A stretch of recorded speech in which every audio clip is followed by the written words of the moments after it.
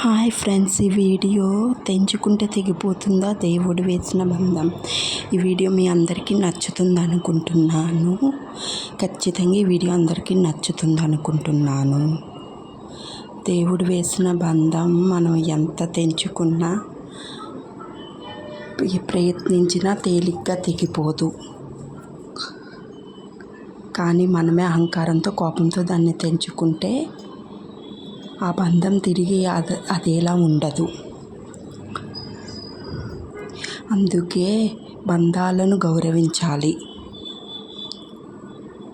మనసుతో కాపాడుకోవాలి. Please like and subscribe and share. Thank you for watching. ఈ video నచ్చితే లైక్ చేసి సబ్స్క్రైబ్ చేసుకోండి. Thank you.